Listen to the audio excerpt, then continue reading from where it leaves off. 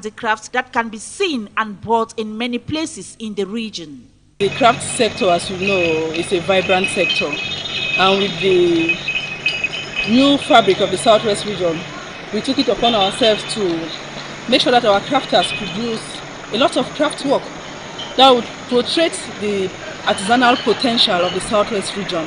One of them is the handicrafts village at Maifo Limbe, where you can find flower jars, chocolates, artwork, and many more. You are watching High Prime and we are beaming live from our main studio here in High Television. On to agriculture now. Local farmers in the Southwest region are currently benefiting from the livestock scheme from the initiative conducted by the Southwest Area Village Bank Microfinance Cooperative Society with Board of Directors Swaviv, as Alice Liengu Lieke Ikomi recounts. In order to empower local farmers in the Southwest region, enable them to benefit from micro livestock schemes to carry out micro projects, Southwest Area Village Banks Microfinance Cooperative Society with Board of Directors Swaviv this Friday, November 24, has had a deliberative meeting with its affiliates following a livestock scheme contracted from the Southwest Development Authority, SWEDA. The purpose of the meeting was first to educate our members, our affiliates, of the existence of a livestock scheme that we have contracted from the Southwest Development Authority. So we invited the board chairpersons, we invited the managers for us to look at what is available to us as a package and the modalities which they have to fulfill to benefit from this livestock scheme.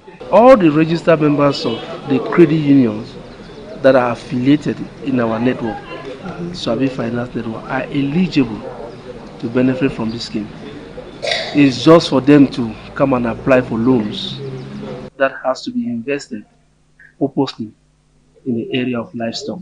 The first thing is that the affiliates have been giving out loans before to finance livestock activities. And as microfinance institutions that are already operational, they already have very, very updated loan management scheme.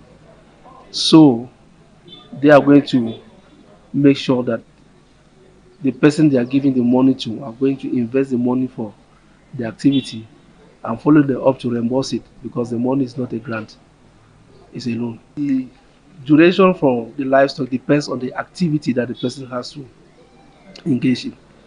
Somebody who is going for piggery, you should be thinking about 24 months. Somebody for poultry, talk between 6 months to 1 year. So for this first phase, we are going to be looking at the activity for a period of 3 years, that is 36 months. And then after that, we will do an evaluation and see how we can improve on it. Swaviv affiliates who have bought their shares with Swaviv and deposited their files for accreditation are responsible to push through this vision, which will help grow the agri sector in the Southwest region. Swaviv has decided to use some of his affiliates to push through this giant scheme to the population. And we think it is something that is highly welcome. It will really help, especially our credit union, our local credit union, to boost the membership and to also to assist the local population, its members, having this loan, having loan to carry on this scheme. So it's something that has come, and we pray, wish that the powers that be, we should do everything to make sure that this scheme comes to stay. It should be something that will elevate the poverty condition of the people of the Southwest region. And we expect that before the end of the 3 years, because it is by phase.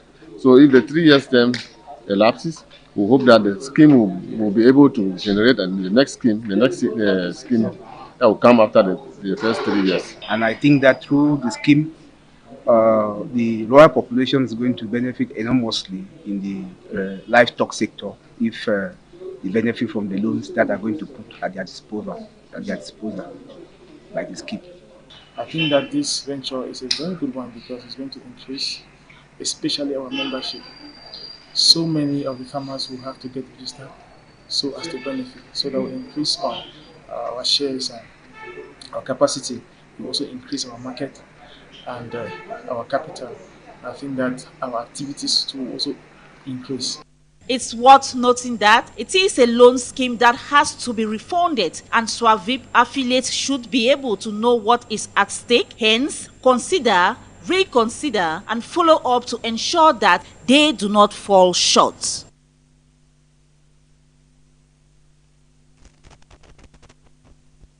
On to news out of our shores now. African countries have been urged to invest more in tackling plastic pollution on the continent.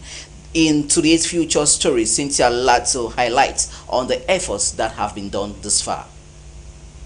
According to a recent report by Worldwide Fund for Nature on the extensive impact of plastic pollution, low-income countries bear a burden of this environmental hazard up to 10 times higher than wealthier counterparts, despite their low per capita plastic consumption.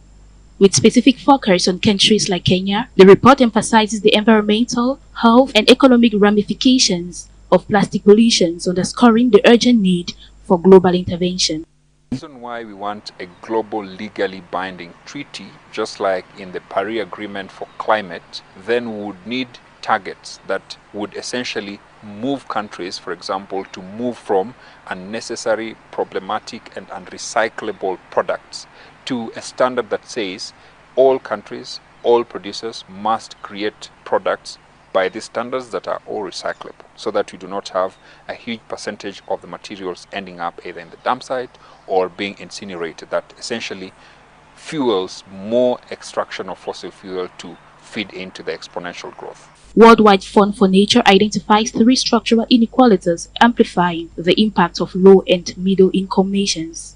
It states that these nations have minimal influence over plastic production decisions made primarily in wealthier nations. Also, the rapid rate of plastic pollution outpaces the technical and financial resources available for waste management in less affluent countries. The absence of fair mechanisms to hold countries and companies accountable for the actions or inactions on plastic pollution is also stressed. For example, China refused to take plastic imports. So right now, countries in the global north are trying to look for an alternative home for their plastics, which is very expensive if it was to be dumped in Africa. It might cost a lot of resources in terms of capacity, but also the infrastructure requirement that's required to handle these plastics is very costly to African economies. Worldwide Fund for Nature has urged governments to implement measures such as a ban on high-risk plastic products, establish global requirements for product design, and provide financial support for low and middle-income countries. Moving on to education, members of the Coordinating Council of the National Association of Private Higher Education have met under the auspices of the Ministry of Higher Education on improving the sector that falls under the moral rearmament of the country. According to the new law that stipulates that the various institutions of higher learning needs to redouble their efforts to make sure they produce the best, as our reporter Adeline Ayemfo Akumeni tells us more. The